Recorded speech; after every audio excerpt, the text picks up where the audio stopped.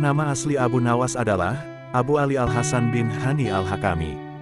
Dia dilahirkan pada 145 Hijriah atau 747 Masehi, di kota Ahwas di negeri Persia, Iran sekarang, dengan darah dari ayah Arab dan ibu Persia mengalir di tubuhnya.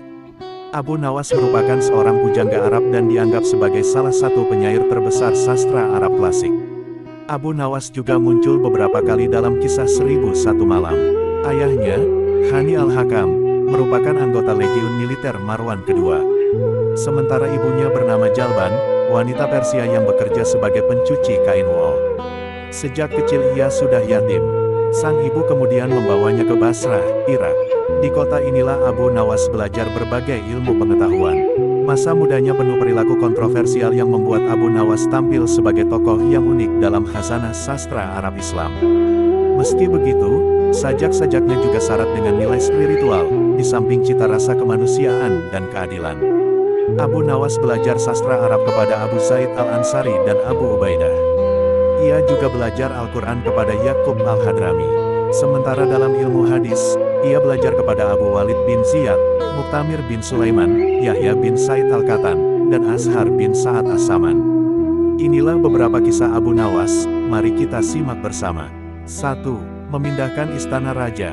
Baginda Raja baru saja membaca kitab tentang kehebatan Raja Sulaiman yang mampu memerintahkan para jin, memindahkan singgasana Ratu Bilqis di dekat istananya. Baginda tiba-tiba merasa tertarik. Hatinya mulai tergelitik untuk melakukan hal yang sama. Mendadak beliau ingin istananya dipindahkan ke atas gunung, agar bisa lebih leluasa menikmati pemandangan di sekitar. Dan bukankah hal itu tidak mustahil bisa dilakukan karena ada Abu Nawas yang amat cerdik di negerinya. Tanpa membuang waktu, Abu Nawas segera dipanggil untuk menghadap Baginda Raja Harun Al-Rasyid. Setelah Abu Nawas dihadapkan, Raja pun berkata kepada Abu Nawas, "Abu Nawas, engkau harus memindahkan istanaku ke atas gunung, agar aku lebih leluasa melihat negeriku," kata Baginda sambil melirik reaksi Abu Nawas. Abu Nawas tidak langsung menjawab. Ia berpikir sejenak hingga keningnya berkerut. Tidak mungkin menolak perintah Baginda kecuali kalau memang ingin dihukum. Akhirnya Abu Nawas terpaksa menyanggupi proyek raksasa itu. Ada satu lagi, permintaan dari Baginda, pekerjaan itu harus diselesaikan hanya dalam waktu sebulan. Abu Nawas pulang dengan hati masgul. Setiap malam ia hanya berteman dengan rembulan dan bintang-bintang. Hari-hari ditewatinya dengan kegundahan. Tak ada hari yang lebih berat dalam hidup Abu Nawas kecuali hari-hari ini. Tetapi pada hari ke-9 ia tidak lagi merasa gundah gulana. Keesokan harinya Abu Nawas menuju istana. Ia menghadap Baginda untuk membahas pemindahan istana. Dengan senang hati Baginda akan mendengarkan apa yang diinginkan Abu Nawas. "Ampun tuanku, hamba datang ke sini hanya untuk mengajukan usul untuk memperlancar pekerjaan hamba nanti," kata Abu Nawas. "Apa usul itu?" tanya Baginda. "Hamba akan memindahkan istana Paduka yang mulia tepat pada hari raya Idul Kurban yang kebetulan hanya kurang 20 hari lagi," kata Abu Nawas. "Kalau hanya itu usulmu, baiklah," kata Baginda. "Satu lagi Baginda," Abu Nawas menambahkan. "Apa lagi?" tanya Baginda. "Hamba mohon Baginda menyembelih 10 ekor sapi yang gemuk untuk dibagikan langsung kepada para fakir miskin," kata Abu Nawas. "Usulmu ku terima," kata Baginda menyetujui. Abu Nawas pulang dengan perasaan riang gembira. Kini tidak ada lagi yang perlu dikhawatirkan. Toh nanti bila waktunya sudah tiba, ia pasti akan dengan mudah memindahkan istana Baginda Raja. Jangankan hanya memindahkan ke puncak gunung, ke dasar samudera pun Abu Nawas sanggup. Desas-desus mulai tersebar ke seluruh pelosok negeri. Hampir semua orang harap-harap cemas. Tetapi sebagian besar rakyat merasa yakin atas kemampuan Abu Nawas. Karena selama ini Abu Nawas belum pernah gagal melaksanakan tugas-tugas aneh yang dibebankan di atas pundaknya. Namun ada beberapa orang yang meragukan keberhasilan Abu Nawas kali ini. Saat-saat yang dinanti-nantikan tiba. Rakyat berbondong-bondong menuju lapangan untuk melakukan salat hari raya Idul Adha. Dan seusai salat, 10 sapi sumbangan Baginda Raja disembelih lalu dimasak kemudian segera dibagikan kepada fakir miskin. Kini giliran Abu Nawas yang harus melaksanakan tugas berat itu. Abu Nawas berjalan menuju istana diikuti oleh rakyat. Sesampai di depan istana, Abu Nawas bertanya kepada Baginda Raja, "Ampun tuanku yang mulia, apakah istana sudah tidak ada orangnya lagi?" Tanya Abu Nawas. Tidak ada, jawab Baginda Raja singkat. Kemudian Abu Nawas berjalan beberapa langkah mendekati istana, lalu berdiri sambil memandangi istana. Abu Nawas berdiri mematung seolah-olah ada yang ditunggu. Benar, Baginda Raja akhirnya tidak sabar. Abu Nawas, mengapa engkau belum juga mengangkat istanaku? Tanya Baginda Raja. Hamba sudah siap sejak tadi Baginda, kata Abu Nawas. Apa maksudmu engkau sudah siap sejak tadi? Kalau engkau sudah siap, lalu apa yang engkau tunggu? Tanya Baginda masih diliputi perasaan heran. Hamba menunggu istana paduka yang mulia diangkat oleh seluruh rakyat yang hadir untuk diletakkan di atas pundak hamba. Setelah itu hamba tentu akan memindahkan istana paduka yang mulia ke atas gunung sesuai dengan perintah paduka, kata Abu Nawas. Baginda Raja Harun al-Rasyid terpana. Beliau tidak menyangka Abu Nawas masih bisa terhindar dari hukumannya. 2. Membangun istana di awan. Abu Nawas belum kembali, kata istrinya. Ia bersama seorang pendeta dan seorang ahli yoga sedang melakukan pengembaraan suci. Padahal saat ini Baginda amat membutuhkan bantuan Abu Nawas. Beberapa hari terakhir ini Baginda merencanakan membangun istana di awan-awan, karena sebagian dari raja-raja negeri sahabat telah membangun bangunan-bangunan yang luar biasa. Baginda tidak ingin menunggu Abu Nawas lebih lama lagi. Beliau mengutus beberapa orang kepercayaannya untuk mencari Abu Nawas. Mereka tidak berhasil menemukan Abu Nawas karena Abu Nawas ternyata sudah berada di rumah ketika mereka baru berangkat. Abu Nawas menghadap Baginda Raja Harun al-Rasyid. Baginda amat riang. Saking gembiranya beliau mengajak Abu Nawas bergurau. Setelah saling tukar-menukar cerita-cerita lucu, lalu Baginda mulai mengutarakan rencananya. Aku sangat ingin membangun istana di awang-awang agar aku lebih terkenal di antara raja-raja yang lain. Adakah kemungkinan keinginanku itu terwujud, wahai Abu Nawas? Tanya Baginda Raja. Tidak ada yang tidak mungkin dilakukan di dunia ini paduka yang mulia, kata Abu Nawas berusaha mengikuti arah pembicaraan Baginda. Kalau menurut pendapatmu hal itu tidak mustahil diwujudkan, maka aku serahkan sepenuhnya tugas ini kepadamu, kata Baginda puas. Abu Nawas terperanjat, lalu menyesal telah mengatakan kemungkinan mewujudkan istana di awang-awang. Tetapi nasi telah menjadi bubur. Kata-kata yang telah terlanjur didengar oleh Baginda tidak mungkin ditarik kembali. Baginda memberi waktu Abu Nawas beberapa minggu.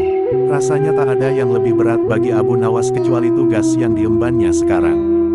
Jangankan membangun istana di langit, membangun sebuah gubuk kecil pun sudah merupakan hal yang mustahil dikerjakan. Hanya Tuhan saja yang mampu melakukannya, gumam Abu Nawas. Hari-hari berlalu seperti biasa, tak ada yang dikerjakan Abu Nawas kecuali memikirkan bagaimana membuat Baginda merasa yakin kalau yang dibangun itu benar-benar istana di langit. Seluruh ingatannya dikerahkan dan dihubung-hubungkan. Abu Nawas bahkan berusaha menjangkau masa kanak-kanaknya. Sampai ia ingat bahwa dulu ia pernah bermain layang-layang. Dan inilah yang membuat Abu Nawas girang. Abu Nawas tidak menyia-nyiakan waktu lagi. Ia bersama beberapa kawannya merancang layang-layang raksasa berbentuk persegi 4. Setelah rampung baru Abu Nawas melukis pintu-pintu serta jendela-jendela dan ornamen-ornamen lainnya. Ketika semuanya selesai, Abu Nawas dan kawan-kawan menerbangkan layang-layang raksasa itu dari suatu tempat yang dirahasiakan. Begitu layang-layang raksasa berbentuk istana itu mengapung di angkasa, penduduk negeri Gempar Baginda Raja girang bukan kepalang. Benarkah Abu Nawas berhasil membangun istana di langit? Dengan tidak sabar beliau didampingi beberapa orang pengawal bergegas menemui Abu Nawas. Abu Nawas berkata dengan bangga, "Paduka yang mulia, istana pesanan paduka telah rampung," kata Abu Nawas merendah. "Engkau benar-benar hebat wahai Abu Nawas," kata Baginda memuji Abu Nawas. "Terima kasih Baginda yang mulia," kata Abu Nawas. "Lalu bagaimana caranya aku ke sana?" tanya Baginda. "Dengan tambang paduka yang mulia," kata Abu Nawas dengan tenang. "Kalau begitu siapkan tambang itu sekarang." "Aku ingin segera melihat istanaku dari dekat," kata Baginda tidak sabar. "Hamba paduka yang mulia, hamba kemarin lupa memasang tambang itu sehingga seorang kawan hamba tertinggal di sana dan tidak bisa turun," kata Abu Nawas mulai berkelit. "Bagaimana dengan engkau sendiri Abu Nawas? Dengan apa engkau turun ke bumi?" tanya Baginda. "Dengan menggunakan sayap paduka yang mulia," kata Abu Nawas dengan bangga. "Kalau begitu buatkan aku sayap supaya aku bisa terbang ke sana," kata Baginda. "Paduka yang mulia, sayap itu hanya bisa diciptakan dalam mimpi," kata Abu Nawas menjelaskan. "Engkau berani mengatakan aku gila sepertimu. Tanya Baginda dan sambil melotot, "Ya, Baginda. Kurang lebih seperti itu," jawab Abu Nawas tangkas. "Apa maksudmu?" tanya Baginda lagi. Baginda tahu bahwa membangun istana di awang-awang adalah pekerjaan yang mustahil dilaksanakan. Tetapi Baginda tetap menyuruh hamba mengerjakannya. Sedangkan hamba juga tahu bahwa pekerjaan itu mustahil dikerjakan. Tetapi hamba tetap menyanggupi titah Baginda yang tidak masuk akal itu, kata Abu Nawas berusaha menjelaskan kepada Baginda Raja, tanpa menoleh Baginda Raja kembali ke istana diiringi para pengawalnya. Abu Nawas berdiri sendirian sambil memandang ke atas melihat istana terapung di awang-awang. "Sebenarnya siapa di antara kita yang gila?" tanya Baginda mulai jengkel. "Hamba kira kita berdua sama-sama tidak waras, tuanku," jawab Abu Nawas tanpa ragu. 3. Memenangkan lomba berburu. Suatu hari yang cerah, Raja Harun al-Rasyid dan para pengawalnya memenggalkan istana untuk berburu. Namun, di tengah perjalanan, salah satu pejabat kerajaan yang bernama Abu Jahil menyusul dengan terengah-engah di atas kudanya. Baginda hamba mau mengusulkan sesuatu," kata Abu Jahil sambil mendekati sang raja. "Apa usulmu wahai Abu Jahil?" tanya Baginda Raja. "Agar acara berburu ini lebih menarik dan disaksikan banyak penduduk, bagaimana kalau kita sayembarakan saja?" ujar Abu Jahil dengan raut wajah serius. Baginda Raja terdiam sejenak dan mengangguk-angguk. "Hamba ingin beradu ketangkasan dengan Abu Nawas, dan nanti pemenangnya akan mendapatkan sepundi uang emas. Tapi, kalau kalah, hukumannya adalah dengan memandikan kuda-kuda istana selama 1 bulan, tutur Abu Jahil meyakinkan Baginda Raja. Akhirnya sang raja menyetujui usulan Abu Jahil tersebut. Hitung-hitung sayembara itu akan memberikan hiburan kepadanya. Maka, dipangma Abu Nawas untuk menghadap kepadanya. Abu Nawas pun segera menghadap Raja Harun. Ia diberi petunjuk panjang lebar oleh Baginda Raja. Pada awalnya, Abu Nawas menolak sayembara tersebut karena ia tahu bahwa semua ini adalah akal licik dari Abu Jahil yang ingin menyingkirkannya dari istana. Tapi Baginda Raja Harun memaksa, dan Abu Nawas tidak bisa menolak. Abu Nawas berpikir sejenak. Ia tahu kalau Abu Jahil sekarang diangkat menjadi pejabat istana, pasti mengerahkan semua anak buahnya untuk menyumbang seekor binatang buruannya di hutan nanti. Namun, karena kecerdikannya, Abu Nawas tersenyum riang. Abu Jahil yang melihat perubahan raut muka Abu Nawas menjadi penasaran dibuatnya. Mana mungkin Abu Nawas bisa mengalahkan dirinya kali ini, pikir Abu Jahil dalam hati. Akhirnya, Baginda menggiring mereka ke tengah alun-alun istana. Raja dan seluruh rakyat menunggu siapa yang akan menjadi pemenang. Dalam lomba berburu trompet tanda mulai adu ketangkasan pun telah ditiup. Abu Jahil segera memacu kudanya secepat kilat menuju hutan Beyantara. Anehnya, Abu Nawas justru sebaliknya, dia dengan santainya menaiki kudanya sehingga para penonton banyak yang berteriak. Menjelang sore hari, tampaklah kuda Abu Jahil memasuki pintu gerbang istana. Ia pun mendapat sambutan meriah dan tepuk tangan dari rakyat yang menyaksikannya. Di sisi kanan dan kiri kuda Abu Jahil tampak puluhan hewan yang mati terpanah.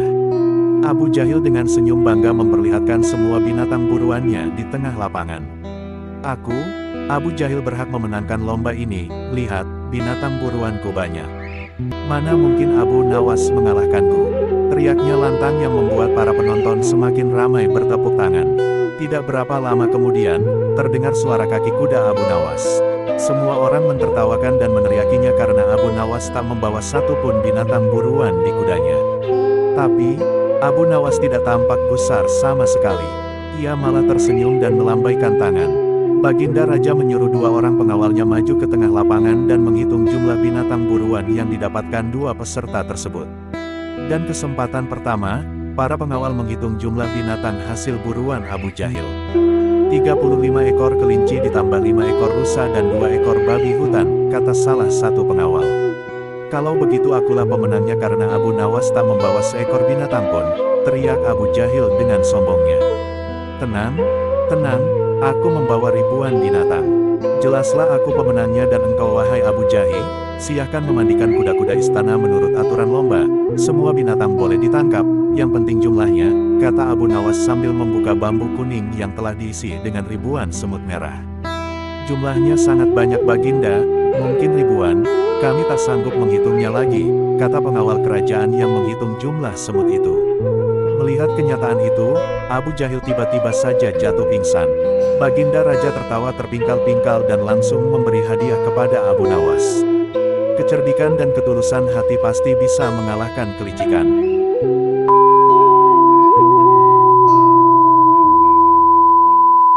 4. Mengecoh seorang raja.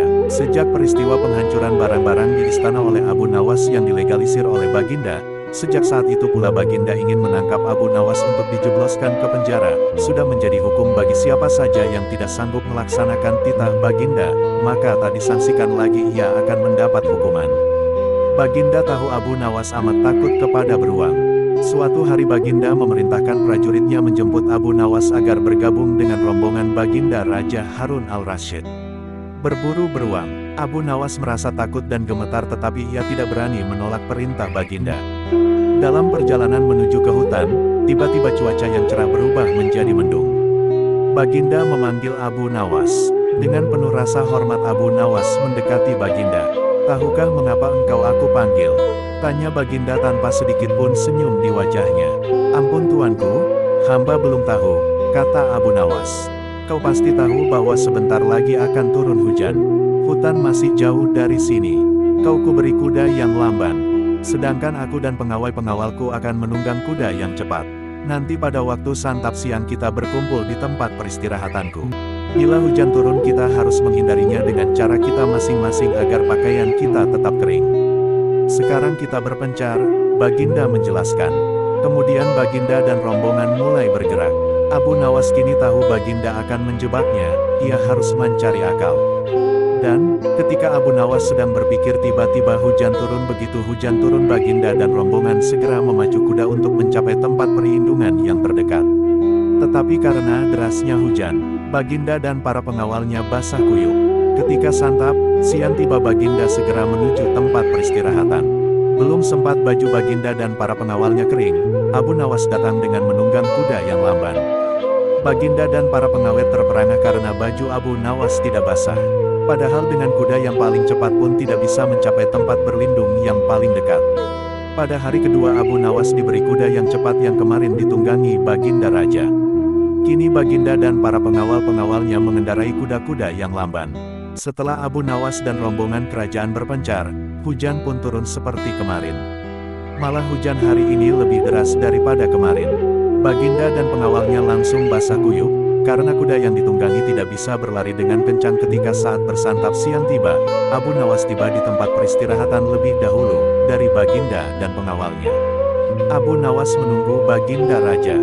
Selang beberapa saat Baginda dan para pengawalnya tiba dengan pakaian yang basah kuyup. Melihat Abu Nawas dengan pakaian yang tetap kering, Baginda jadi penasaran. Beliau tidak sanggup lagi menahan keingintahuan yang selama ini disembunyikan. "Terus terang bagaimana caranya menghindari hujan, wahai Abu Nawas?" tanya Baginda. "Mudah, tuanku yang mulia," kata Abu Nawas sambil tersenyum. "Sedangkan aku dengan kuda yang cepat tidak sanggup mencapai tempat berteduh terdekat apalagi dengan kuda yang lamban ini," kata Baginda. "Hamba sebenarnya tidak melarikan diri dari hujan. Tetapi begitu hujan turun hamba secepat mungkin melepas pakaian hamba dan segera melipatnya, lalu mendudukinya. Ini hamba lakukan sampai hujan berhenti," kata Abu Nawas menjelaskan. Diam-diam Baginda Raja mengakui kecerdikan Abu Nawas. 5. Abu Nawas menjadi gila. Bapaknya Abu Nawas adalah penghulu kerajaan Baghdad bernama Maulana. Pada suatu hari bapaknya Abu Nawas yang sudah tua itu sakit parah dan akhirnya meninggal dunia. Abu Nawas dipanggil ke istana. Ia diperintah Baginda Raja untuk mengubur jenazah bapaknya itu sebagaimana adat Syekh Maulana. Apa yang dilakukan Abu Nawas hampir tiada bedanya dengan Kadi Maulana, baik mengenai tata cara memandikan jenazah hingga mengkafani, mensalati dan mendoakannya. Maka Sultan bermaksud mengangkat Abu Nawas menjadi kadi atau penghulu menggantikan kedudukan bapaknya. Namun, demi mendengar rencana sang Sultan, tiba-tiba saja Abu Nawas yang cerdas itu tiba-tiba nampak berubah menjadi gila. Usai upacara pemakaman bapaknya, Abu Nawas mengambil sepotong batang pisang dan diperlakukannya seperti kuda. Ia menunggang kuda dari batang pisang itu sambil berlari-lari dari kuburan bapaknya menuju rumahnya.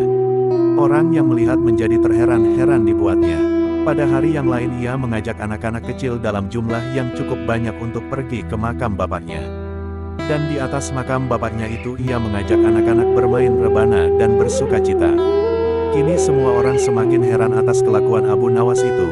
Mereka menganggap Abu Nawas sudah menjadi gila karena ditinggal mati oleh bapaknya. Pada suatu hari ada beberapa orang utusan dari Sultan Harun al-Rasyid datang menemui Abu Nawas. "Hai Abu Nawas, kau dipanggil Sultan untuk menghadap ke istana," kata wazir utusan Sultan. "Buat apa Sultan memanggilku?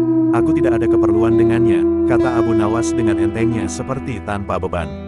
"Hai Abu Nawas, kau tidak boleh berkata seperti itu kepada rajamu," kata utusan raja. "Hai wazir, kau jangan banyak cakap. Cepat ambil ini kudaku ini dan mandikan di sungai supaya bersih dan segar," kata Abu Nawas sambil menyodorkan sebatang pohon pisang yang dijadikan kuda-kudaan. Si wazir hanya geleng-geleng kepala melihat kelakuan Abu Nawas. "Abu Nawas, kau mau atau tidak menghadap Sultan?" kata wazir. "Katakan kepada rajamu, aku sudah tahu maka aku tidak mau," kata Abu Nawas. Petik 1. Apa maksudnya Abu Nawas? Tanya wazir dengan rasa penasaran. "Sudah pergi sana, bilang saja begitu kepada rajamu," kata Abu Nawas sembari menyaruk debu dan dilempar ke arah si wazir dan teman-temannya. Si wazir segera menyingkir dari halaman rumah Abu Nawas. Mereka laporkan keadaan Abu Nawas yang seperti orang gila itu kepada Sultan Harun al-Rasyid. Dengan geram Sultan berkata, "Kalian bodoh semua, hanya menghadapkan Abu Nawas kemari saja tak becus. Ayo pergi sana ke rumah Abu Nawas, bawa dia kemari dengan sukarela ataupun terpaksa." Si wazir segera mengajak beberapa prajurit istana. Dan dengan paksa Abu Nawas dihadirkan di hadapan raja. Namun lagi-lagi di depan raja Abu Nawas berlagak aneh, bahkan tingkahnya ugal-ugalan tak selayaknya berada di hadapan seorang raja. Abu Nawas bersikaplah sopan. Tegur Baginda. "Ya Baginda, tahukah Anda?" kata Abu Nawas. "Apa Abu Nawas?" sahut Baginda. "Baginda, terasi itu asalnya dari udang." Lanjut Abu Nawas. "Kurang ajar, kau menghinaku Abu Nawas," seru Baginda. Raja menahan marah. "Tidak Baginda, siapa bilang udang berasal dari terasi?" kata Abu Nawas. Baginda merasa dilecehkan, ia naik pitam dan segera memberi perintah kepada para pengawalnya. "Hajar dia, pukuli dia sebanyak 25 kali, perintah Baginda Raja. Abu Nawas yang kurus kering itu akhirnya lemas tak berdaya dipukuli tentara yang bertubuh kekar. Usai dipukuli, Abu Nawas disuruh keluar istana. Ketika sampai di pintu gerbang kota, ia dicegat oleh penjaga. "Hai Abu Nawas, tempo hari ketika kau hendak masuk ke kota ini kita telah mengadakan perjanjian. Masa kau lupa pada janjimu itu? Jika engkau diberi hadiah oleh Baginda maka engkau berkata, akan dibagi dua, engkau satu bagian dan aku satu bagian. Nah, sekarang mana bagianku itu?" kata sang penjaga. "Hai penjaga pintu gerbang, apakah kau benar-benar menginginkan hadiah Baginda yang diberikan kepadaku tadi?" sahut Abu Nawas. "Iya, tentu itu kan sudah merupakan perjanjian kita," kata si penjaga. "Baik, aku berikan semuanya, bukan hanya satu bagian," kata Abu Nawas yang masih menahan sakitnya. "Wah, ternyata kau baik hati Abu Nawas. Memang harusnya begitu, kau kan sudah sering menerima hadiah dari Baginda," kata si penjaga kegirangan. Tanpa banyak cakap lagi Abu Nawas mengambil sebatang kayu yang agak besar lalu orang itu dipukulinya sebanyak 25 kali. Tentu saja orang itu menjerit-jerit kesakitan dan menganggap Abu Nawas telah menjadi gila. Setelah penunggu gerbang kota itu pingsan, Abu Nawas meninggalkannya begitu saja, ia terus melangkah pulang ke rumahnya. Sementara itu si penjaga pintu gerbang mengadukan nasibnya kepada Sultan Harun al-Rasyid. "Ya, Baginda Raja, ampun beribu ampun. Hamba datang kemari mengadukan Abu Nawas yang telah memukul hamba sebanyak 25 kali tanpa suatu kesalahan. Hamba mohon keadilan dari tuanku Baginda," kata si penjaga sambil meringis kesakitan. Baginda segera memerintahkan pengawal untuk memanggil Abu Nawas. Setelah Abu Nawas berada di hadapan Baginda, ia ditanya oleh Baginda Raja. "Hai Abu Nawas, benarkah kau telah memukuli penjaga pintu gerbang kota ini sebanyak 25 kali pukulan?" tanya Baginda Raja dengan sedikit geram. "Ampun tuanku, hamba melakukannya karena sudah sepatutnya dia menerima pukulan itu," jawab Abu Nawas. "Apa maksudmu? Coba kau jelaskan sebab musababnya kau memukuli orang itu," tanya Baginda Raja lagi. "Tuanku, hamba dan penjaga pintu gerbang ini telah mengadakan perjanjian bahwa jika hamba diberi hadiah oleh Baginda maka hadiah tersebut akan dibagi dua. Satu bagian untuknya, satu bagian untuk saya. Nah, pagi tadi hamba menerima hadiah 25 kali pukulan, maka saya berikan pula hadiah 25 kali pukulan kepadanya, jelas Abu Nawas. Hai penjaga pintu gerbang, benarkah kau telah mengadakan perjanjian seperti itu dengan Abu Nawas? Tanya Baginda. Benar, Baginda, jawab si penjaga pintu gerbang. Tapi hamba tidak mengira jika Baginda memberikan hadiah pukulan, kata si penjaga. Hahaha, dasar tukang peras, sekarang kena batunya kau, kata Baginda Raja tertawa setelah memahami semuanya. Abu Nawas tidak bersalah. Bahkan sekarang aku tahu bahwa penjaga pintu gerbang kota Baghdad adalah orang yang suka memeras orang. Kalau kau tidak merubah kelakuan burukmu itu, sungguh aku akan memecat dan menghukum kamu, kata Baginda Raja. Ampun tuanku, sahut si penjaga pintu gerbang gemetar. Tuanku, hamba sudah lelah, mau beristirahat, tiba-tiba diwajibkan hadir di tempat ini, padahal hamba tidak bersalah. Hamba mohon ganti rugi. Sebab waktu istirahat hamba sudah hilang karena panggilan tuanku. Padahal besok hamba harus mencari nafkah untuk keluarga hamba, kata Abu Nawas melancarkan akal cerdiknya. Sejenak Baginda terkejut atas protes Abu Nawas, namun tiba-tiba ia tertawa terbahak-bahak. Hahaha, jangan khawatir Abu Nawas, kata Baginda. Baginda Raja kemudian memerintahkan bendahara kerajaan memberikan sekantong uang perak kepada Abu Nawas. Abu Nawas pun pulang dengan hati gembira. Tetapi sesampai di rumahnya Abu Nawas masih bertindak aneh dan bahkan semakin nyentrik seperti orang gila sungguhan. Pada suatu hari Raja Harun Al-Rasyid mengadakan rapat dengan para menterinya. Apa pendapat kalian mengenai Abu Nawas yang hendak kuangkat sebagai kadi? Tanya Baginda Raja kepada para menteri. Melihat keadaan Abu Nawas yang semakin parah otaknya, maka sebaiknya tuanku mengangkat orang lain saja menjadi kadi, kata sang Perdana Menteri memberi saran. Menteri-menteri yang lain juga mengutarakan pendapat yang sama. Tuanku, Abu Nawas telah menjadi gila, karena itu dia tak layak menjadi kadi, sahut para menteri. Baiklah, kita tunggu dulu sampai 21 hari, karena bapaknya baru saja meninggal. Jika tidak sembuh-sembuh juga bolehlah kita mencari kadi yang lain saja, kata Baginda Raja memutuskan. Setelah lewat 1 bulan, Abu Nawas masih dianggap gila, maka Sultan Harun Al-Rasyid mengangkat orang lain menjadi kadi atau penghulu kerajaan Baghdad. Konon dalam suatu pertemuan besar ada seseorang bernama Polan yang sejak lama berambisi menjadi kadi, telah mempengaruhi orang-orang di sekitar Baginda untuk menyetujui jika ia diangkat menjadi kadi, maka tatkala ia mengajukan dirinya menjadi kadi kepada Baginda, maka dengan mudah Baginda menyetujuinya. Begitu mendengar Polan diangkat menjadi kadi, maka Abu Nawas mengucapkan, syukur kepada Tuhan, alhamdulillah aku telah terlepas dari balak yang mengerikan. Tapi sayang sekali, kenapa harus Polan yang menjadi kadi? Kenapa tidak yang lain saja? Kata Abu Nawas dalam hati. Mengapa Abu Nawas bersikap seperti orang gila? Beginilah ceritanya. Pada suatu hari ketika ayahnya sakit parah dan hendak meninggal dunia, ia panggil Abu Nawas untuk menghadap. Abu Nawas pun datang mendapati bapaknya yang sudah lemah lunglai. Hai anakku, aku sudah hampir mati. Sekarang ciumlah telinga kanan dan telinga kiriku, pinta bapaknya. Abu Nawas segera menuruti permintaan terakhir bapaknya. Ia cium telinga kanan bapaknya, ternyata berbau harum, sedangkan yang sebelah kiri berbau sangat busuk. Aduh Pak, sungguh mengherankan, telinga bapak yang sebelah kanan berbau harum sekali. Tapi, yang sebelah kiri baunya amat busuk, jelas Abu Nawas. Wahai anakku Abu Nawas, tahukah apa sebabnya hal bisa terjadi? Kata bapaknya mulai menjelaskan. Syekh Maulana, Bapak Abu Nawas mulai bercerita. Pada suatu hari datang 2 orang mengadukan masalahnya kepadaku. Yang seorang aku dengarkan keluhannya, tapi yang seorang lagi aku tak suka, maka tak ku dengar pengaduannya. Inilah resiko menjadi kadi atau penghulu. Jika kelak kau suka menjadi kadi, maka kau akan mengalami hal yang sama. Namun jika kau tidak suka menjadi kadi, maka buatlah alasan yang masuk akal agar kau tidak dipilih sebagai kadi oleh Sultan Harun Al-Rasyid. Tapi tak bisa tidak, Sultan Harun Al-Rasyid pastilah tetap memilihmu sebagai kadi, kata bapaknya. Oleh karena itulah Abu Nawas pura-pura menjadi gila, hanya untuk menghindarkan diri agar tidak diangkat menjadi kadi atau penghulu yang pada masa itu kedudukannya seperti ingin memutus suatu perkara. 6. Diusir dari kota. Mimpi buruk yang dialami Baginda Raja Harun Al-Rasyid tadi malam menyebabkan Abu Nawas diusir dari negeri kelahirannya sendiri. Abu Nawas tidak berdaya, bagaimanapun ia harus segera menyingkir meninggalkan negerinya tercinta.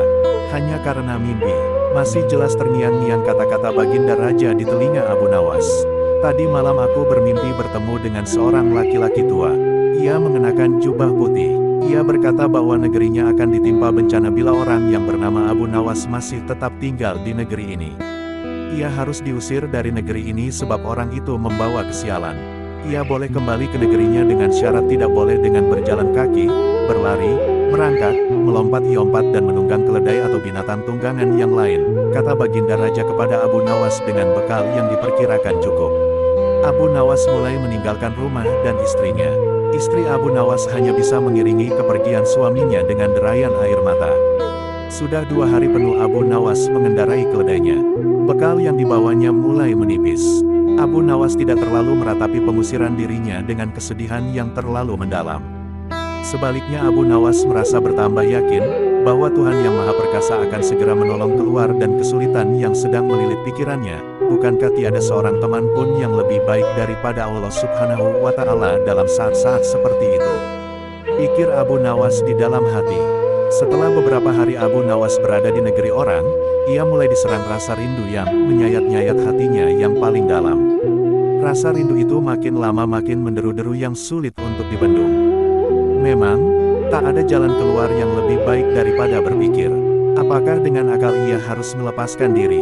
Apakah aku akan meminta bantuan orang lain dengan cara menggendongku dari negeri ini sampai ke istana Baginda?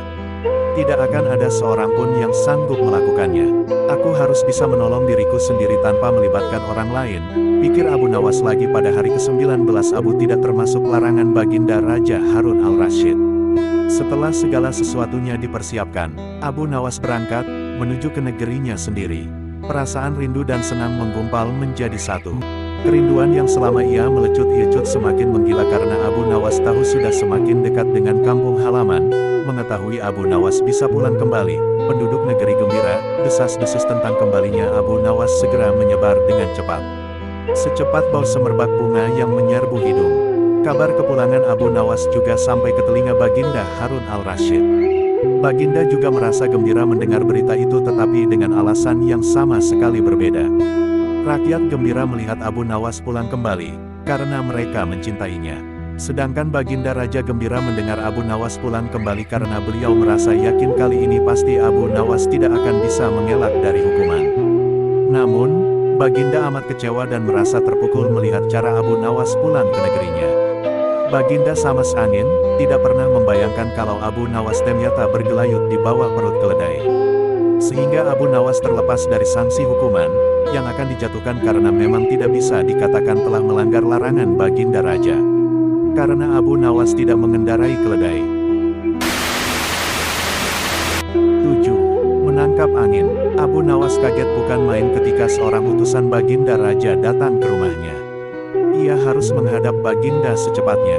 Entah permainan apa lagi yang akan dihadapi kali ini. Pikiran Abu Nawas berloncatan ke sana kemari setelah tiba di istana. Baginda Raja menyambut Abu Nawas dengan sebuah senyuman. Petik 1. Akhir-akhir ini aku sering mendapat gangguan perut kata tabib pribadiku. Aku kena serangan angin kata Baginda Raja memulai pembicaraan. Ampun tuanku, apa yang bisa hamba lakukan hingga hamba dipanggil? Tanya Abu Nawas. Aku hanya menginginkan engkau menangkap angin dan memenjarakannya, kata Baginda. Abu Nawas hanya diam, tak sepatah kata pun keluar dari mulutnya. Ia tidak memikirkan bagaimana cara menangkap angin nanti, tetapi ia bingung bagaimana cara membuktikan bahwa yang ditangkap itu memang benar-benar angin. Karena tidak bisa dilihat, tidak ada benda yang lebih aneh dari angin. Tidak seperti halnya air walaupun tidak berwarna tetapi masih bisa dilihat. Sedangkan angin tidak. Baginda hanya memberi Abu Nawas waktu tidak lebih dari 3 hari. Abu Nawas pulang membawa pekerjaan rumah dari Baginda Raja. Namun Abu Nawas tidak begitu sedih. Karena berpikir sudah merupakan bagian dari hidupnya, bahkan merupakan suatu kebutuhan, ia yakin bahwa dengan berpikir akan terbentang jalan keluar dari kesulitan yang sedang dihadapi. Dan dengan berpikir pula, ia yakin bisa menyumbangkan sesuatu kepada orang lain yang membutuhkan terutama orang-orang miskin. Karena tidak jarang Abu Nawas menggondol sepundi penuh uang emas hadiah dari Baginda Raja atas kecerdikannya. Tetapi sudah 2 hari ini Abu Nawas belum juga mendapat akal untuk menangkap angin, apalagi memenjarakannya. Sedangkan besok adalah hari terakhir yang telah ditetapkan Baginda Raja. Abu Nawas hampir putus asa. Abu Nawas benar-benar tidak bisa tidur walau hanya sekejap. Mungkin sudah takdir, kali ini Abu Nawas harus menjalani hukuman karena gagal melaksanakan perintah Baginda. Ia berjalan gontai menuju istana. Di sela-sela kepasrahannya kepada takdir ia ingat sesuatu, yaitu Aladin dan lampu wasiatnya. Bukankah jin itu tidak terlihat? Abu Nawas bertanya kepada diri sendiri. Ia berjingkrak girang dan segera berlari pulang.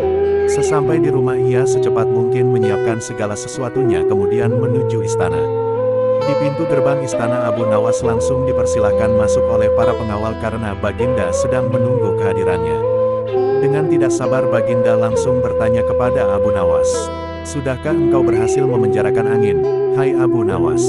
tanya Baginda Raja. "Sudah Paduka Yang Mulia," jawab Abu Nawas dengan muka berseri-seri sambil mengeluarkan botol yang sudah disumbat. Kemudian Abu Nawas menyerahkan botol itu. Baginda menimbang-nimbang botol itu. "Mana angin itu, hai Abu Nawas?" tanya Baginda. "Di dalam, Tuanku Yang Mulia," jawab Abu Nawas penuh takzim. "Aku tak melihat apa-apa," kata Baginda Raja.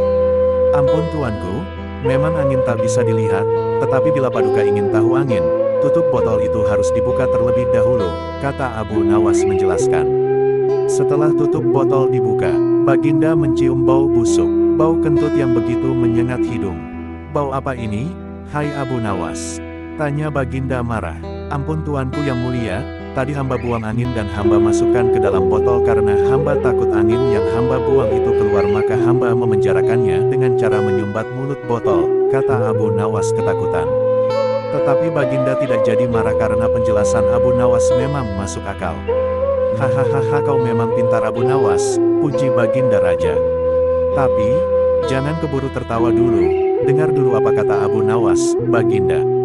Kata Abu Nawas selanjutnya. "Ya Abu Nawas," sahut Baginda, "hamba sebenarnya cukup pusing memikirkan cara melaksanakan tugas memenjarakan angin ini," kata Abu Nawas mulai melancarkan aksinya. "Lalu apa maksudmu, Abu Nawas?" tanya Baginda Raja. "Hamba minta ganti rugi," kata Abu Nawas lagi. "Kau hendak memeras seorang raja?" hardik Baginda Raja. "Oh, bukan begitu Baginda," kata Abu Nawas mulai cemas. "Lalu apa maumu?" tanya Baginda.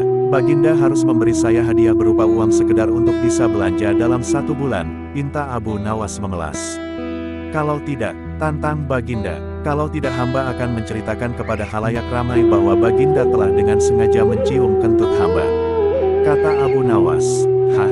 Baginda kaget dan jengkel tapi kemudian tertawa terbahak-bahak. "Baik, permintaanmu kukabulkan," kata Baginda Raja. Abu Nawas pun dapat tersenyum lega sambil membawa sekantung uang di tangannya ia pulang ke rumah. 8. Mengalahkan Tuan Tanah Pelit. Hari itu puasa Ramadan menjelang hari ke-6. Seperti biasa, Abu Nawas duduk di beranda depan gubuknya sambil menunggu beduk maghrib tiba. Sambil memandang langit biru yang mulai nampak senja, Abu Nawas berpikir bagaimana agar dapur rumahnya agar tetap mengepul. Sementara itu ada seorang tuan tanah yang rumahnya tak jauh dari rumah Abu Nawas. Sebagai tuan tanah tentu saja mempunyai rumah yang besar, lengkap dengan seperangkat gudang makanan, lahan peternakan dan kamar. Hampir setiap orang yang berada di daerah itu bahkan Abu Nawas sendiri bekerja dengan tuan tanah itu. Ia bekerja keras setiap hari-hari tetapi dengan hasil yang sedikit. Dan bila meminjam uang padanya maka harus mengembalikan dengan bunga yang sangat tinggi. Dan sebagai tuan tanah, dia mempunyai sifat yang pelit, kikir, tamak. Tuan tanah ini mendengar kabar bahwa Abu Nawas mempunyai suatu kepandaian yang aneh. Bila ia meminjam sesuatu maka akan dikembalikan secara lebih, katanya pinjamannya itu beranak. Seperti meminjam seekor ayam maka ayam itu akan dikembalikan 2 karena ayam itu beranak. Menarik juga kepandaian Abu Nawas ini, pikir sang tuan tanah. Tuan tanah lalu berpikir agar Abu Nawas segera meminjam darinya. Secara kebetulan sore itu Abu Nawas ingin meminjam 3 butir telur kepada tuan tanah itu. Tuan tanah tentu saja senang memberikan pinjaman kepada Abu Nawas karena pinjaman itu akan menjadi banyak karena beranak. Bahkan tuan tanah itu menanyakan kepada Abu Nawas apakah ingin meminjam yang lain. Abu Nawas menjawab tidak perlu. Dia hanya butuh 3 butir telur. Tuan tanah itu bertanya lagi dengan Abu Nawas kapan telur itu akan beranak. Abu Nawas menjawab itu tergantung dengan keadaan. 5 hari kemudian, Abu Nawas kembali ke rumah tuan tanah itu. Mengembalikan telur 3 menjadi 5 butir. Melihat 5 butir telur betapa senangnya tuan tanah itu. Tuan tanah lalu menanyakan kepada Abu Nawas apakah ia akan meminjam lagi. Abu Nawas lalu meminjam piring tembikar sebanyak 2 buah. Tuan tanah itu memberikan dengan senang hati dan berharap piringnya itu menjadi banyak. 5 hari kemudian Abu Nawas datang dengan membawa 3 piring tembikar. Walaupun tidak sesuai dengan yang diharapkan, tetapi hatinya cukup gembira karena 2 piring dulu hanya melahirkan 1 anak saja. Tak mengapa pikir sang tuan tanah, karena bisa saja orang mempunyai anak tunggal bahkan tidak memiliki anak. Abu Nawas dan tuan tanah itu sama-sama senang. Oleh karena itu tuan tanah meminjamkan uang senilai 1000 dinar jumlah yang sangat besar, gaji buat seluruh karyawan dan pekerjanya selama 1 bulan. Tuan tanah itu berangan-angan bahwa uang yang dipinjam Abu Nawas nanti akan diapakan karena akan banyak beranak.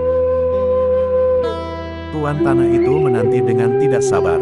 Ditunggu selama 5 hari, Abu Nawas tidak kunjung datang. Hampir 1 bulan, Abu Nawas juga tidak datang. Saat tuan tanah akan mendatangi rumah Abu Nawas dengan anak buahnya, Abu Nawas datang. Mulanya tuan tanah gembira tapi sesudah Abu Nawas menjelaskan persoalannya, bukan main marahnya tuan tanah itu. Sayang sekali tuan, uang yang saya pinjam itu, bukannya beranak, malah 3 hari kemudian mati mendadak, kata Abu Nawas. Mendengar kata-kata itu betapa geramnya tuan tanah. Hampir saja Abu Nawas dihajar anak buah tuan tanah. Untung saja ada teman-teman Abu Nawas yang baru pulang dari bekerja. Tuan tanah itu mengadukan kepada pengadilan. Tuan tanah itu berharap Abu Nawas akan digantung atau bahkan dihukum rajam. Dan, pengadilan pun digetar. Abu Nawas membeberkan semua duduk permasalahannya.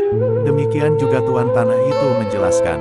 Pengadilan pun memutuskan cukup rasional, masuk akal. Kalau sesuatu bisa beranak sudah pasti bisa mati. Dan Abu Nawas telah menjalankan lakonnya dengan baik. Adapun tuan tanah yang tamak itu telah tertipu karena wataknya sendiri yang kikir, tamak, pelit. 2000 years later. 9. Menipu gajah. Karena tidak ada yang harus dikerjakan di rumah, Abu Nawas keluar untuk mencari angin. Jalan-jalan, Abu Nawas bertanya kepada seorang kawan yang kebetulan berjumpa di tengah jalan. Ada kerumunan apa di sana? Tanya Abu Nawas. Pertunjukan keliling yang melibatkan gajah ajaib, jawab kawan Abu Nawas tersebut. Apa maksudmu dengan gajah ajaib? Tanya Abu Nawas lagi. Gajah yang bisa mengerti bahasa manusia dan yang lebih menakjubkan lagi adalah gajah itu hanya mau tunduk kepada pemiliknya saja, jawab kawan Abu Nawas. Abu Nawas makin tertarik. Ia tidak tahan untuk menyaksikan kecerdikan dan keajaiban binatang raksasa itu. Kini Abu Nawas sudah berada di tengah kerumunan para penonton. Karena begitu banyak penonton yang menyaksikan pertunjukan itu, sang pemilik gajah dengan bangga menawarkan hadiah yang cukup besar bagi siapa saja yang sanggup membuat gajah itu mengangguk-angguk. Tidak heran bila banyak di antara para penonton yang mencoba untuk maju satu persatu. Mereka berupaya dengan beragam cara untuk membuat gajah itu mengangguk-angguk, tetapi usaha mereka sia-sia. Gajah itu tetap menggeleng-gelengkan kepala. Melihat kegigihan gajah itu, Abu Nawas semakin penasaran hingga ia maju untuk mencoba. Setelah berhadapan dengan binatang berbelaya itu, Abu Nawas bertanya kepada sang gajah. Tahukah engkau siapa aku ini? Gajah menggeleng. Apakah engkau tidak takut kepadaku? Tanya Abu Nawas lagi. Namun gajah itu tetap saja menggeleng-gelengkan kepala. Apakah engkau takut kepada tuanmu? Tanya Abu Nawas memancing. Gajah itu mulai ragu. Bila engkau tetap diam maka akan aku laporkan kepada tuanmu, lanjut Abu Nawas mengancam. Akhirnya gajah itu terpaksa mengangguk-angguk. Atas keberhasilan Abu Nawas membuat gajah itu mengangguk-angguk maka ia mendapat hadiah berupa uang yang banyak. Bukan main marahnya pemilik gajah itu hingga memukuli binatang yang malang itu. Pemilik gajah itu malu bukan kepalang. Pada hari berikutnya, ia ingin menebus kekalahannya. Kali ini ia melatih gajahnya mengangguk-angguk. Bahkan ia mengancam akan menghukum berat gajahnya apabila sampai bisa dipancing penonton mengangguk-angguk, terutama oleh Abu Nawas. Tak peduli apapun pertanyaan yang diajukan. Saat-saat yang dinanti telah tiba, kini para penonton ingin mencoba. Harus sanggup membuat gajah itu menggelengkan kepala. Maka, seperti hari sebelumnya banyak para penonton tidak sanggup memaksa gajah itu menggeleng-gelengkan kepala setelah tidak ada lagi yang ingin mencobanya. Abu Nawas maju lagi, ia ingin mengulang pertanyaan yang sama. Tahukah engkau siapa aku ini? Tanya Abu Nawas. Gajah itu mengangguk. Apakah engkau tidak takut kepadaku? Tanya Abu Nawas lagi. Gajah itu tetap mengangguk. Apakah engkau tidak takut kepada tuanmu? Pancing Abu Nawas. Gajah itu tetap mengangguk. Gajah itu mengangguk karena binatang itu lebih takut terhadap ancaman tuannya daripada Abu Nawas. Akhirnya Abu Nawas mengeluarkan bungkusan kecil berisi balsam. Tahukah engkau apa guna balsam ini? Tanya Abu Nawas. Gajah itu tetap mengangguk. Baiklah, bolehkah kugosok selangkangmu dengan balsam? Tanya Abu Nawas lagi. Gajah itu mengangguk lagi, lalu Abu Nawas menggosok selangkang binatang itu. Tentu saja gajah itu merasa agak kepanasan dan mulai agak panik. Kemudian Abu Nawas mengeluarkan bungkusan yang cukup besar. Bungkusan itu juga berisi balsam. Maukah engkau bila balsam, nih aku habiskan untuk menggosok selangkangmu? Ancam Abu Nawas, dan rupanya ia lupa ancaman tuannya sehingga terpaksa gajah itu menggeleng-gelengkan kepala sambil mundur beberapa langkah. Abu Nawas dengan kecerdikan dan akalnya yang licin mampu memenangkan sayembara itu. 10. Debat tentang ayam dan telur. Melihat ayam betinanya bertelur, Baginda tersenyum. Beliau memanggil pengawal agar mengumumkan kepada rakyat bahwa kerajaan mengadakan sayembara untuk umum. Sayembara itu berupa pertanyaan yang mudah tetapi memerlukan jawaban yang tepat dan masuk akal. Barang siapa yang bisa menjawab pertanyaan itu akan mendapat imbalan yang amat menggiurkan. 1 pundi penuh uang emas. Tetapi bila tidak bisa menjawab maka hukuman yang menjadi akibatnya. Banyak rakyat yang ingin mengikuti sayembara itu, terutama orang-orang miskin. Mengingat beratnya hukuman yang akan dijatuhkan maka tak mengherankan bila pesertanya hanya 4 orang. Dan salah satu dari para peserta yang amat sedikit itu adalah Abu Nawas. Aturan main sayembara itu ada 2. Pertama, jawaban harus masuk akal. Kedua, peserta harus mampu menjawab sanggahan dari Baginda sendiri. Pada hari yang telah ditetapkan, para peserta sudah siap di depan panggung. Baginda duduk di atas panggung. Beliau memanggil peserta pertama. Peserta pertama maju dengan tubuh gemetar. Baginda bertanya pada peserta pertama, manakah yang lebih dahulu, telur atau ayam? Tanya Baginda. Telur, jawab peserta pertama. Apa alasannya? Tanya Baginda. Bila ayam lebih dahulu itu tidak mungkin dari telur, kata peserta pertama menjelaskan. Kalau begitu siapa yang mengerami telur itu, Baginda? Peserta pertama pucat pasi, wajah putih seperti kertas, ia tidak bisa menjawab. Tanpa ampun ia dimasukkan ke dalam penjara. Kemudian peserta kedua maju, ia berkata kepada Baginda, Paduka yang mulia, sebenarnya telur dan ayam tercipta dalam waktu yang bersamaan, kata peserta kedua. Bagaimana bisa bersamaan? Tanya Baginda. Bila ayam lebih dahulu itu tidak mungkin karena ayam berasal dari telur. Bila telur lebih dahulu itu juga tidak mungkin karena telur tidak bisa menetas tanpa dirami, kata peserta kedua dengan mantap. Bukankah ayam betina bisa bertelur tanpa ayam jantan? Sanggah Baginda memojokkan. Peserta kedua bingung. Ia pun dijebloskan ke dalam penjara. Lalu giliran peserta ketiga, ia berkata kepada Baginda Raja, Tuanku yang mulia, sebenarnya ayam tercipta lebih dahulu daripada telur, kata peserta ketiga. Sebutkan alasanmu, kata Baginda. Menurut hamba, yang pertama tercipta adalah ayam betina, kata peserta ketiga meyakinkan. Lalu bagaimana ayam betina bisa beranak pinak seperti sekarang? Sedangkan ayam jantan tidak ada, kata Baginda memancing. Ayam betina bisa bertelur tanpa ayam jantan. Telur dirami sendiri lalu menetas dan menurunkan anak ayam jantan. Kemudian menjadi ayam jantan dewasa dan mengawini induknya sendiri, peserta ketiga berusaha menjelaskan. Bagaimana bisa ayam betina mati sebelum ayam jantan yang sudah dewasa sempat mengawininya? Tanya Baginda. Peserta ketiga pun tidak bisa menjawab sanggahan Baginda, ia pun dimasukkan ke penjara. Kemudian tiba giliran Abu Nawas. Yang pasti adalah telur dulu, baru ayam, kata Abu Nawas. Coba terangkan secara logis, kata Baginda ingin tahu. Ayam bisa mengenal telur, sebaliknya telur tidak mengenal ayam, kata Abu Nawas singkat. Agak lama Baginda Raja merenung. Kali ini Baginda tidak nyangka alasan Abu Nawas.